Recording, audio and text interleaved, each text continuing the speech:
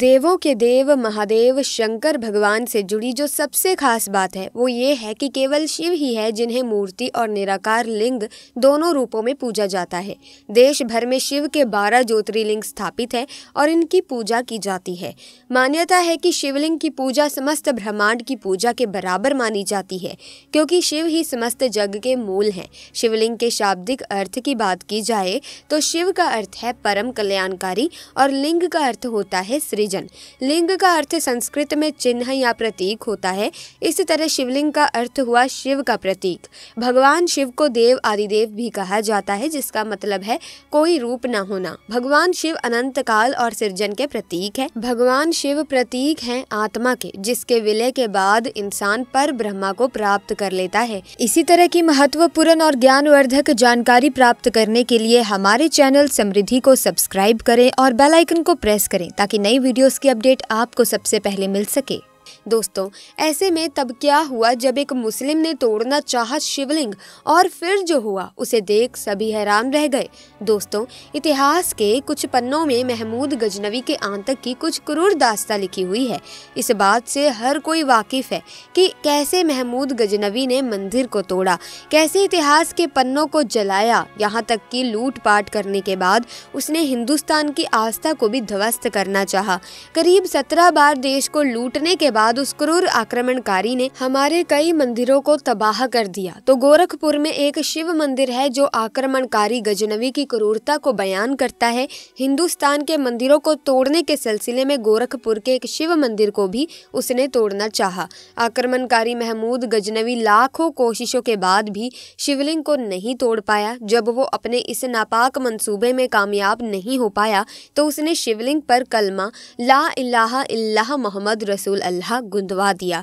बता दें कि ये शिव मंदिर गोरखपुर के करीब 30 किलोमीटर दूर गजनवी कस्बे के सरिया गांव में पड़ता है। मान्यता है कि ये मंदिर हजारों साल पुराना है और लोग बताते हैं कि ये चमत्कारिक शिवलिंग जमीन से निकला था। गजनवी ने जब इसे मिटाना चाहा वो अपनी जगह से रत्ती भर भी नहीं हिला। खिसिया हुए गजनवी को कुछ भी नहीं सूझा तो उस पर कलमा गुंदवा दिया। उसने सोचा कि ऐसा करने से हिंदू शिवलिंग की पूजा करना बंद कर देंगे, लेकिन उसके सारे इरादों में पानी फिर गया। शिव भक्त आज भी यहाँ पर पूजा पाठ करते हैं और दूधाभिषेक करते हैं। सावन के महीने में तो इस मंदिर की महत्वता और भी ज्यादा बढ़ जाती है। सरिया तिवारी गांव के इस शिवलिंग को नीलकंठ महादेव के नाम से जाना जाता है। यहाँ के लोगों का मानना है कि इतना विशाल शिवलिंग पूरे भारत में सिर्फ यहीं पर है। वैसे तो इस मंदिर को लेकर कई मान्यताएं जुड़ी हुई हैं, लेकिन एक मान्यता जो सबसे ज्यादा प्रचलित है वो ये है कि यहाँ एक ऐसा पोखर है जिसके पानी से नहाने से कुष्ठ रोग दूर हो जाते हैं। इस गांव में हजारों सालों से आज भी तालाब में कैद है महादेव। वजह जानकर आप भी कहाँ पूछेंगे, तो इसलिए इस वीडियो को आखिर तक जरूर देखिएगा। सो प्यारे दोस्तों, इस तालाब में पिछले 5000 साल से कैद है महादेव। ये सच्ची घटना है उत्तर प्रदेश के बरहानपुर जिले के पास स्थित असीरगढ़ गाँव की।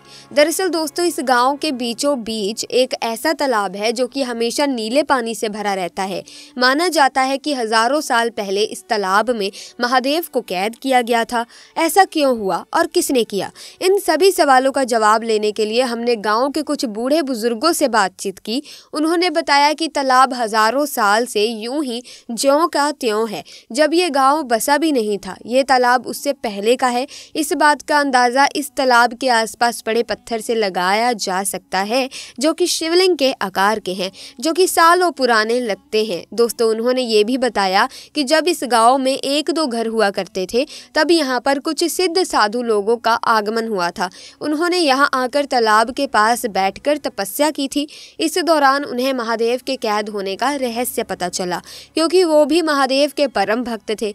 इसीलिए उनकी तपस्या के बीच उन्हें महादेव के इस तालाब में होने का एहसास हुआ। इसके बाद साधु संतों से नहीं रहा गया और उन्होंने गाँव गांव में मौजूद लोगों को इस गंभीर समस्या के बारे में बताया, लेकिन उनकी इस बात पर कोई भी मनुष्य यकीन नहीं कर पा रहा था। ऐसे में उन साधु संतों ने तालाब के पास बैठकर 51 दिन तक तप किया और जानने की कोशिश की कि आखिर महादेव इस तालाब में क्यों हैं। तब उनको पता चला कि महादेव इस तालाब में 5000 साल से कैद हैं, क्योंकि उन्होंने एक इच्छाधारी नागिन को वचन दिया था जो कि वो पूरा नहीं कर पाए और यहाँ पर कैद हो गए। दरअसल इस गांव में एक इच्छाधारी नागिन अपने नाग के साथ हजारों साल से रह रही थी। वह महादेव की परम भक्त थी। इतना ही नहीं, उसकी भक्ति से प्रसन्न होकर महादेव ने उसको कई बार साक्षात दर्शन भी दिए थे। एक बार वो इच्छाधारी नागिन भ्रमण के लिए अकेली निकल गई और उसका नाग वहीं तालाब के पास आराम कर रहा था। ऐसे में वहां से गुजर रहे एक व्यक्ति का पैर नाग की पूंछ पर पड़ा तो वो तड़पने लगा, जिसका बदला लेने के लिए वो नाग फन फैलाकर उसे काटने के लिए उसके पीछे भागा।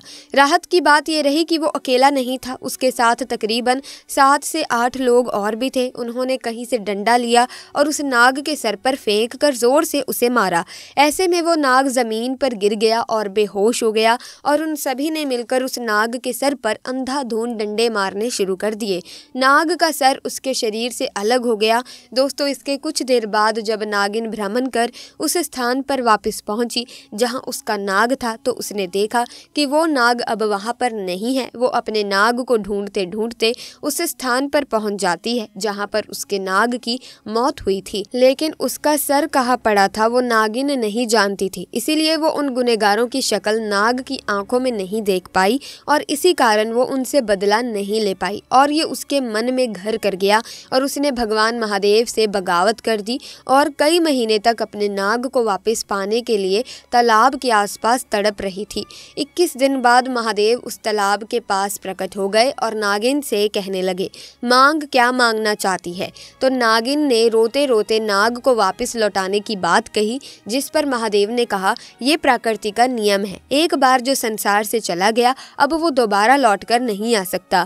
ये सुनकर नागिन पर दुखों का पहाड़ टूटा और उसको महादेव की बातों पर यकीन नहीं हुआ। फिर नागिन ने कहा कि मैं आपकी परम भक्त हूँ, यदि आपने मेरे नाग को सही सलामत वापस नहीं भेजा तो आपको इसी तालाब में हमेशा के लिए कैद होना होगा। उसकी ये बात सुनकर महादेव तथास्तु कहकर अदृश्य हो गए। नागिन 7 दिन बड़ी बेसब्री से भोलेनाथ के चमत्कार का इंतजार कर रही थी कि अब उसे नाग मिल जाएगा, लेकिन महादेव की महिमा को कौन समझ पाया है। 7 दिन के बाद जब नागिन को अपना नाग वापस नहीं मिला तो नागिन जोर जोर से विलाप करने लगी और महादेव को पुकारने लगी। महादेव ने नागिन को दर्शन दे दिए और कहा, प्रकृति का नियम बदलना असंभव है, लेकिन अपने भक्तों को दिए हुए वचन से मैं कभी पीछे नहीं हटता हूँ और ना ही कभी हटूंगा। और इसी दिन से भगवान शिव का एक अंश उसी तालाब में कैद हो गया और मान्यता है कि आज भी भगवान शिव का एक अंश उसी तालाब में वास करता है, जिसका रहस्य सिर्फ साधु संतों द्वारा ही पता चला। दोस्तों, कहते हैं कि महाभारत समय से जिंदा अश्वत्थामा जो कलयुग में आज भी जिंदा है, उस तालाब में स्नान करता है और पास में ही स्थित गुप्तेश्वर मंदिर में भगवान शिव की पूजा रोजाना करता है।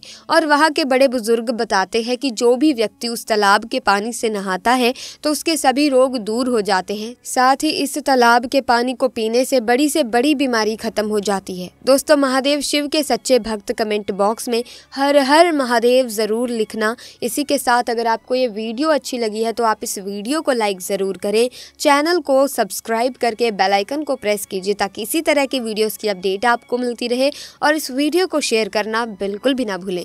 जल्दी मुलाकात होगी आपसे, तब तक के लिए आपका बहुत बहुत धन्यवाद।